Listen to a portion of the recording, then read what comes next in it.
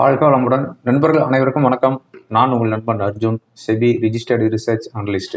இப்போ இந்த வீடியோவில் நம்ம பார்க்க போகிறது ஜான்வரி ஃபர்ஸ்ட் வீக்கு மார்க்கெட் எப்படி இருக்க போகுது. வர வாரத்தில் வந்து நமக்கு டிசம்பர் சீரீஸோடைய எக்ஸ்பிரி இருக்குது. ஸோ வலாட்டிலிட்டி இருக்குமா, வர வாரத்தில் இருக்கிற இம்பார்ட்டண்ட் ஈவெண்ட் என்ன, நியூஸ் என்ன, எஃப்ஐஸ் இண்டெக்ஸ் ஃபியூச்சரில் எவ்வளோ பொசிஷன் வச்சுருக்கிறாங்க, ஏதாவது ஷார்ட் கவரிங் வருமா, கோல்டு நான் ஸ்டாப்பாக ஏறிட்டு இருக்குது, அதுக்கு மேலே சில்வர் ஏறிட்டு இருக்குது. ஸோ அதாவது ஒரே நாளில் வந்து கிட்டத்தட்ட 35,000 ரூபா ஏறி இருக்குது சில்வரு. ஓகேங்களா? ஸோ எல்லாத்தையுமே இந்த வீடியோவில் பார்த்துடலாம். எங்கேயும் ஸ்கிப் பண்ணாமல் பாருங்கள். இந்த வீடியோ உங்களுக்கு கண்டிப்பாக யூஸ்ஃபுல்லாக இருக்கும். இதுவரை என்னுடைய யூடியூப் சேனலை சப்ஸ்கிரைப் பண்ணல அப்படின்னா சப்ஸ்கிரைப் பண்ணிட்டு பாருங்கள். ரைட், இப்போ நமக்கு வந்து ஜான்வரி ஃபர்ஸ்ட் வீக்கை பார்க்கறதுக்கு முன்னாடி டிசம்பர் லாஸ்ட் வீக், இந்த டிசம்பரில் இன்னமும் நமக்கு வந்து 3 செஷன் இருக்குது. ஓகேங்களா? ஸோ இந்த டிசம்பர் லாஸ்ட் வீக்கை பொறுத்தவரையும் நம்ம மார்க்கெட்டில் எப்படி இருந்துச்சு அப்படிங்கிறது என்ன, பாசிட்டிவ் நியூஸ் என்ன, நெகட்டிவ் நியூஸ் என்ன அப்படின்னு பார்த்தோம் அப்படின்னா, பாசிட்டிவ் நியூஸ் அப்படின்னு பார்க்கும்போது நம்ம இந்தியாவிலேருந்து எந்த ஒரு பாசிட்டிவ் நியூஸும் கிடையாது. பட் யூஎஸில் வந்து இந்த இன்ஃப்ளேஷன் வந்து ரொம்ப லோவஸ்ட்டாக வந்திருக்குது, 2.7% வந்திருக்கிறதுனால ஜனவரி மந்த்து ஃபெட்டு வந்து இன்ட்ரெஸ்ட் ரேட் வந்து கட் பண்ணுவாங்க அப்படிங்கிற ஒரு எக்ஸ்பெக்டேஷன். இப்போ வந்து 3.5% வந்து இன்னொரு 25 பேசிஸ் பாயிண்ட் வந்து ரேட் கட் பண்ணுவாங்க அப்படின்ட்டு ஒரு ஃபோர்காஸ்ட் இருக்குது. அதுவும் வந்து ஜனவரியில் எப்போ அந்த ரேட் கட் வருது அப்படின்னா, ஃபெட் ஈவெண்ட் வருது அப்படின்னா ஜனவரி 27 அன்னைக்கு தான் வருது. ஓகேங்களா? ஸோ இன்னும் அதாவது மந்த் எண்டில் தான் வருது ஜனவரியில். அதை வச்சே மார்க்கெட் ஏற்றுவாங்கன்னு வச்சுக்கோங்களேன். அதனால் வந்து அதனுடைய hope last 2 days US market வந்து ஹையில் வந்து க்ளோஸ் ஆகிருக்குது. அதாவது கிறிஸ்மஸ் ஹாலிடே. அதுக்கப்புறமா டொமஸ்டிக் வந்து நம்ம மார்க்கெட்டில் வந்து கண்டினியூவாக வந்து டாமினேட் பண்ணிட்டு இருக்கிறாங்க. டொமஸ்டிக் மட்டும் டாமினேட் பண்ணல அப்படின்னா நம்மளுடைய மார்க்கெட்டுடைய நிலைமையை கவனிச்சு பாருங்க என்ன ஆயிருக்கும் அப்படின்னு. ஏன்னா அந்த 2025ல் எஃப்ஐஸ் ஆல்மோஸ்ட் 5 லட்சம் கோடி செல் பண்ணியிருக்கிறாங்க. அதனால வந்து டொமஸ்டிக் வந்து கண்டினியூவாக கான்ட்ரிபியூட் பண்ணிட்டு இருக்கிறாங்க. இதுதான் பாசிட்டிவ் நியூஸ், வேற எந்த ஒரு பாசிட்டிவ் நியூஸும் கிடையாது. ஓகே, அதுக்கடுத்து வந்து நெகட்டிவ் நியூஸ் அப்படின்னு பார்த்தோம் அப்படின்னா எஃப்ஐஸ் செல்லிங். எஃப்ஐஸ் சகட் மெனி செல் பண்ணிட்டு இருக்கிறாங்க. இந்த 2025 பொறுத்தவரையும் ஆல்மோஸ்ட் 5 lakhs crore செல் பண்ணிக்கிறாங்க. 5 லட்சம் கோடி செல் பண்ணிக்கிறாங்க. இந்த 12 மாசத்துல ஒரு மாசம் கூட அவங்க வந்து நெட் பையிங்ல இருந்த மாதிரி தெரியல. எவ்ரி மந்த் எவ்ரி வீக் செல் பண்ணிட்டு இருக்கிறாங்க. எவ்ரிடே சொல்ல முடியாது, ஏன்னா ஒரு நாள் வந்து பை பண்றாங்க, அதுக்கு அடுத்த நாள் அதுக்கு சேர்த்து செல் பண்ணிடுறாங்க. ஸோ ஒவ்வொரு நாளுமே வந்து எஃப்ஐஸ் வந்து கண்டினியூவாக வந்து செல்லிங்கில் தான் இருக்கிறாங்க. ஆவரேஜாக வந்து பார்த்தோம் அப்படின்னா அதுக்கடுத்து வந்து ருப்பியும் வந்து நான் ஸ்டாப்பாக போயிட்டு இருக்குதுன்னு வச்சுக்கோங்களேன். ஆல் டைம் லோவில் இருக்குது. அதாவது 91 நியர்லி வந்துட்டு இப்போ வந்து 89.85 வந்து செட்டில் ஆகிருக்குது. அதுக்கடுத்து வந்து அதாவது புலி வருதுன்னு சொல்கிற மாதிரி இந்தியா யூஎஸ் ட்ரேட் டீல் வந்து இது வரைக்குமே வந்து ஃபைனல் ஆகலை. இது வந்து எப்போ ஃபைனல் பண்ண போகிறாங்கன்னு தெரியல. இது ஃபைனல் பண்ணுறதுக்குள்ளே ட்ரம்ப்போடைய பீரியடே முடிஞ்சு போயிடும் போல இருக்குது. இன்னும் அவருக்கு 2 வருஷம் தான் பீரியட் இருக்குது. ஓகேங்களா? லாஸ்ட் இயர் டிசம்பரில் எலெக்ட் ஆனார். ஜனவரியில் வந்து அவர் வந்து பவர் வந்தார். ஸோ இப்போ ஆல்மோஸ்ட் 1 இயர் ஆகுது. இந்த ட்ரேட் டீல் வந்து இன்னும் 6 மாதமாகவே வந்து பெண்டிங்லேயே தான் போயிட்டுருக்குது. ஓகேங்களா? இப்போ வந்து ட்ரம்ப்பும் இந்தியாவை பற்றி பேசுறது இல்லை, நம்ம பிரைம் மினிஸ்டரும் அமெரிக்காவை பற்றி பேசுறது இல்லை. ஸோ ஒரு பெரிய ஒரு கான்ட்ரவர்சி போயிட்டுருக்கிற மாதிரி தெரியுது. இது வரையுமே வந்து பில்லு வந்து ஃபைனல் ஆகலை. ஓகேங்களா? ஸோ இது வந்துலாம் நெகட்டிவ் நியூஸில் இருக்குது. லாஸ்ட் வீக்கை பொறுத்தவரையும் சென்செக்ஸ் 112 பாயிண்ட்ஸ் ஹையில் க்ளோஸ் ஆகிருக்குது, 0.13%, 85,041 செட்டில் ஆகிருக்குது. நிஃப்டி 75 பாயிண்ட்ஸ் ஹையில் க்ளோஸ் ஆகிருக்குது, 26,042 செட்டில் ஆகிருக்குது. லாஸ்ட் வீக் வந்து நமக்கு வந்து 4 செஷன் தான், கிறிஸ்மஸ் ஹாலிடே ஒன்று வந்துச்சு. லாஸ்ட்டு 2 செஷனில் வந்து செல்லிங் ப்ரெஷர், ஃபஸ்ட்டு 2 செஷனில் வந்து பையிங். அதனால தான் வந்து நிஃப்டி வந்து 75 பாயிண்ட்ஸ் வீக்லி பேசிஸ் ஹையில் க்ளோஸ் ஆகிருக்குன்னு வச்சுக்கோங்களேன். ப்ராடர் இண்டிசஸை பொறுத்த வரையும் ஸ்மால் கேப் வந்து 1% இன்க்ரீஸ் ஆகிருக்குது, மிட் கேப் 0.5% ஹையில் க்ளோஸ் ஆகிருக்குது. அதுக்கடுத்து தான் வந்து செக்டார் வைஸ் பார்க்கும்போது டிஃபென்ஸ் 3% ஹையில் போயிருக்குது, metal almost 2.5%, media index 1%. Under பெர்ஃபார்மில் இருந்த இண்டெக்ஸ் என்ன அப்படின்னு பார்த்தோம் அப்படின்னா பிஎஸ்யூ பேங்க் நியர்லி 1% டவுனில் போயிருக்குது, ஐடி அண்ட் ஃபார்மா 0.5% டவுனில் வந்து க்ளோஸ் ஆகிருக்குது. ஓகேங்களா? அதுக்கடுத்து வந்து ஃபாரின் இன்ஸ்டிடியூஷனல் இன்வெஸ்டர்ஸ் எவ்வளோ செல் பண்ணிக்கிறாங்கன்னா 4,300 crore வந்து செல் பண்ணிக்கிறாங்க. டொமஸ்டிக் இன்ஸ்டிடியூஷனல் இன்வெஸ்டர்ஸ் 12,000 crore வந்து பை பண்ணிக்கிறாங்க. ஓகேங்களா? இதுதான் லாஸ்ட் வீக்குடைய ரிப்போர்ட்டு. இப்போ வர வாரத்தில் இருக்கிற இம்பார்ட்டண்ட் ஈவெண்ட் என்னன்னு பார்த்தோம் அப்படின்னா கம்மிங் மண்டே இந்தியாவுடைய ஐஐபி டேட்டா வருது ஈவினிங் 4 o'clock. ப்ரீவியஸாக இருக்கிறது 0.4%, எக்ஸ்பெக்டேஷன் 4.1%. டியூஸ்டே எந்த ஒரு ஈவெண்ட்டும் இல்லை. அதாவது வெனஸ்டே மிட் நைட் நம்ம டைமுக்கு அதனுடைய இம்பேக்ட் நமக்கு வந்து வெனஸ்டே மார்க்கெட்டில் இருக்கும். 12:30 AM யூஎஸ்லேருந்து FOMC மினிட்ஸ் வருது. அதுக்கடுத்து வந்து தேர்ஸ்டே ஜனவரி 1 அன்னைக்கு குளோபல் லெவலில் எல்லா மார்க்கெட்டுமே லீவு. அன்னைக்கு வந்து ஹாலிடே. நம்ம இந்தியன் மார்க்கெட் மட்டும் ஒர்க் ஆகுது. ஸோ எந்த ஒரு மூவ்மெண்ட்டுமே இருக்காது. ஒரு பெரிய வயலண்ட் மூவ்மெண்ட்லாம் இருக்கானலாம் வராதிங்க. அன்னைக்கு நமக்கு வந்து லீவ் விடுறது கூட தான் பெஸ்ட்டு. ஆனால் அன்னைக்கு வந்து வால்யூமும் சுத்தமாக இருக்காது. ரொம்ப ட்ரை வால்யூம் தான் இருக்கும். அதுக்கடுத்து வந்து ஃப்ரைடேவும் எந்த ஒரு ஈவெண்ட்டும் இல்லை. ஸோ இந்த வாரத்தை பொறுத்த வரைக்கும் நமக்கு வந்து ஒரு ஹைலி வாலட்டைல் இருக்குமா அப்படின்னா இருக்கிறதுக்கு உண்டான வாய்ப்பு 90% கிடையாது. ஏதாவது எக்ஸப்ட் ஏதாவது ஒரு பிக் நியூஸ் வந்தால் ஒழிய மற்றபடி வந்து ஒரு ஹைலி வாலட்டைல் இருக்கிறதுக்கு உண்டான வாய்ப்பு கிடையாது. காரணம் என்னென்னா கிறிஸ்மஸ் முடிஞ்சிருக்குது. அதோடு சேர்த்து இப்போ நியூ இயரும் வருது.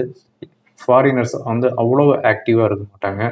அது மட்டும் இல்லாமல் நமக்கு வந்து நெக்ஸ்ட் வீக் வந்து அது மட்டும் இல்லாமல் ஜனவரி 1 அன்னைக்கு குளோபல் மார்க்கெட் எல்லாம் ஹாலிடே.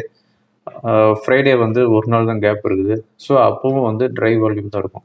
நமக்கு பொறுத்தவரையும் நமக்கு ஒரு ஹைலி வாலட்டைல் வரணும் அப்படின்னா டியூஸ்டே வந்தால் தான். ஏன்னா அன்னைக்கு தான் வந்து நமக்கு வந்து மந்த்லி செட்டில்மெண்ட்டு. அந்த டியூஸ்டேல வந்து ஒரு ஹைலி வாலட்டைல் வந்தால் மட்டும்தான் நம்ம மார்க்கெட் வந்து கொஞ்சம் நல்லா ஆக்டிவாக இருக்கும்.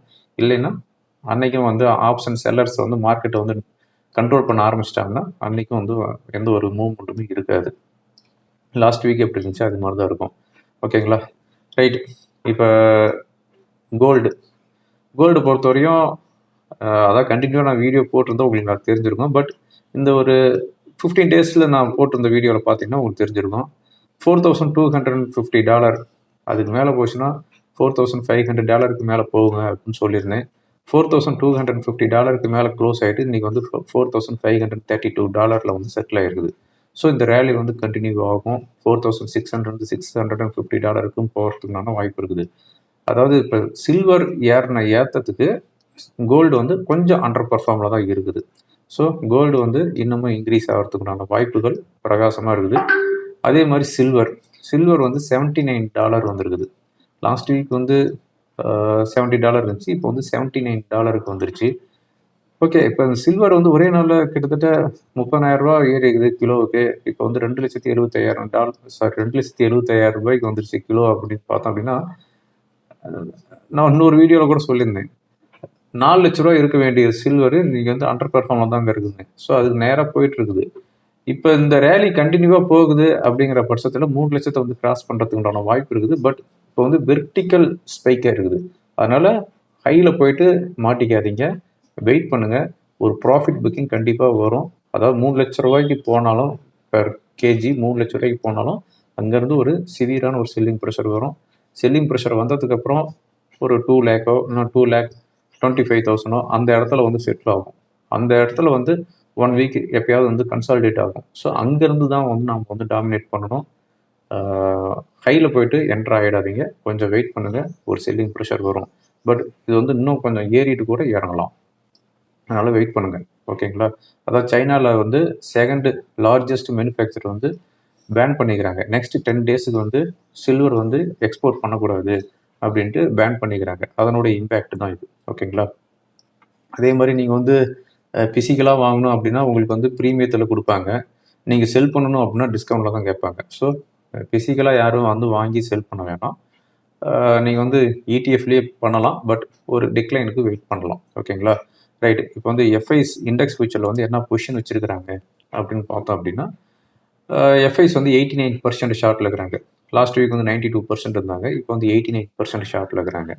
3% அவங்களுடைய ஷார்ட் வந்து ரெடியூஸ் பண்ணியிருக்காங்க. மற்றபடி கிளைண்ட், டொமஸ்டிக் அண்ட் ப்ரிப்ரேட்டர் இது எல்லாமே வந்து லாங்கில் தான் இருக்கிறாங்க இண்டெக்ஸ் ஃபியூச்சரை பொறுத்த வரைக்கும். ஓகே. இப்போ வர வாரம் நம்ம மார்க்கெட் எப்படி இருக்கும் அப்படின்னு பார்த்தோம் அப்படின்னா, நமக்கு வந்து வர வாரத்தில் எந்த ஒரு ஹாலிடேவும் கிடையாது. பட் ட்ரை மார்க்கெட்டாக தான் இருக்கும், ட்ரை வால்யூமாக தான் இருக்கும், எக்ஸப்ட் டியூஸ்டே. ஓகேங்களா? இப்போ ரெசிஸ்டன்ஸ் அப்படின்னு பார்க்கும்போது 26,200. ப்ரீவியஸ் வீக் அதே தான் சொல்லியிருந்தேன், இப்போவும் அதே தான் சொல்கிறேன். 26,200. இந்த 26,200க்கு மேலே சஸ்டெயின் ஆகிட்டு க்ளோஸ் ஆச்சு அப்படின்னா then will move to all time high 26,325. இல்லை அந்த லெவலுக்கு நான் போக மாட்டேன், இறங்கி தான் வருவேன் அப்படின்னு பார்க்கும்போது சப்போர்ட் அப்படின்னு பார்த்தோம் அப்படின்னா 25,950 25,880 வரையும் சப்போர்ட் இருக்குது, வீக்லி சப்போர்ட். 25,880க்கு கீழே சஸ்டெயின் ஆகிட்டு இருந்துச்சு அப்படின்னா then will take next support around 25,700 to 740. இது வந்து ரொம்ப ரொம்ப மேஜர் குரூசியல் சப்போர்ட். 25,700 to 750ங்கிறது மேஜர் குரூசியல் சப்போர்ட். இதுக்கு கீழே போகக்கூடாது மார்க்கெட். ஓகேங்களா? ஸோ மார்க்கெட் ட்ரையாக இருக்கும் அப்படிங்கிறதுனால இந்த ரேஞ்சுக்குள்ளே தான் இருக்கும். அப்பர் சைடு போகும்போது 26,200, லோவர் சைடு வந்துச்சு அப்படின்னா 25,750 to 850 இந்த ரேஞ்சில் தான் சஸ்டெயின் ஆகிட்டு இருக்கும். ஸோ லோவர் சைடு வந்துருச்சு அப்படின்ட்டு ஷார்ட்டும் கிரியேட் பண்ணாதீங்க, ஹையர் லெவலில் போயிடுச்சு அப்படின்ட்டு அங்கே போய் பையும் பண்ணாதீங்க. ஸோ அதுக்கு வந்து உல்டாவாக திங்க் பண்ணி பாருங்கள். திங்க் இட் டிஃப்ரெண்ட் அப்படின்னு சொல்லுவாங்கல்ல, அதனால் உல்டாவாக வந்து திங்க் பண்ணி பாருங்கள். அக்ரெசிவ் ட்ரேட் பண்ணாதீங்க. வேணால் வலாட்டிலிட்டி இண்டெக்ஸ் பிலோ 10 இருக்குது அப்படிங்கும்போது ஆப்ஷன் பொறுத்தவரையும் ப்ரீமியம் தான் வந்து மெல்ட் ஆகிட்டு இருக்கும். ஓகேங்களா? ஓகே, இப்போ டெக்னிக்கலாக என்ன இண்டிகேட் பண்ணுது அப்படிங்கிறதையும் பார்த்துடலாம். இப்போ நம்ம பார்த்துட்டு இருக்கிறது நிஃப்டியோடைய டே கேண்டில் பார்த்துட்டு இருக்கிறோம். நிஃப்டியை பொறுத்தவரையும் இதுதான் ரெசிஸ்டன்ஸ். நான் ட்ராப் பண்ணியிருக்கிறேன் பார்த்தீங்களா, 26,200. 26,200க்கு மேலே சஸ்டெயின் ஆகும் பட்சத்தில் 26,330 வரையும் போகிறதுக்குண்டான வாய்ப்புகள் இருக்குது. சப்போர்ட் 25,960. இது வந்து எப்போ வந்ததுன்னா previous week Friday closing. So 26,960ங்கிறது சப்போர்ட். அதுக்கு கீழே சஸ்டெயின் ஆகிட்டுருச்சுன்னா 25,880, தேர் ஆஃப்டர் 25,730. ஓகேங்களா? இங்கே வரும்போது கொஞ்சம் கேர்ஃபுல்லாக இருங்க, அதே மாதிரி இங்கே போகும்போதும் கேர்ஃபுல்லாக இருங்க, ஹையர் லெவல்லையும் லோவர் லெவல்லையும். பேங்க் நிஃப்டி என்ன இண்டிகேட் பண்ணுது அப்படின்னு பார்த்தோம் அப்படின்னா, அதாவது நான் இது லாஸ்ட்டாக போட்டிருந்த ட்ராயிங்கே தான், அதுக்குள்ளவே தான் வந்து பேங்க் நிஃப்டின்னு ட்ராவல் ஆகிட்டு இருக்குது.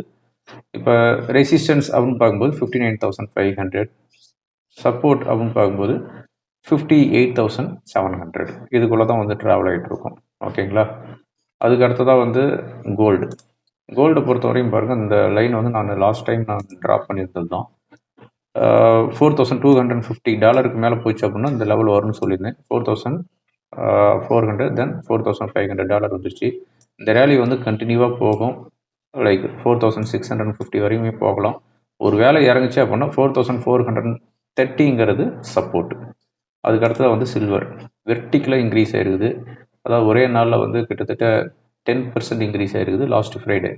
ஸோ இந்த ரேலி போகுது அப்படிங்கிற பட்சத்தில் $84. ஓகேங்களா? $84லேருந்து $90ங்கிறது இப்போ இருக்கிற ஒரு ரெசிஸ்டன்ஸு. வெர்டிக்கலாக போகும் அப்படிங்கிற பட்சத்தில் இப்படி போகலாம். பட் ஒரு செல்லிங் ப்ரெஷர், ஒரு ப்ராஃபிட் புக்கிங் வந்துச்சு அப்படிங்கிற பட்சத்தில் $70 வரும். ஓகேங்களா? அதாவது எங்கேருந்து ஸ்டார்ட் ஆச்சோ, இந்த 2-3 நாளில் எங்கே இருந்து ஸ்டார்ட் ஆச்சோ அந்த லெவலுக்கு வரும். $70ங்கிறது சப்போர்ட்டு. அதனால் வந்து வெயிட் பண்ணுங்கள்.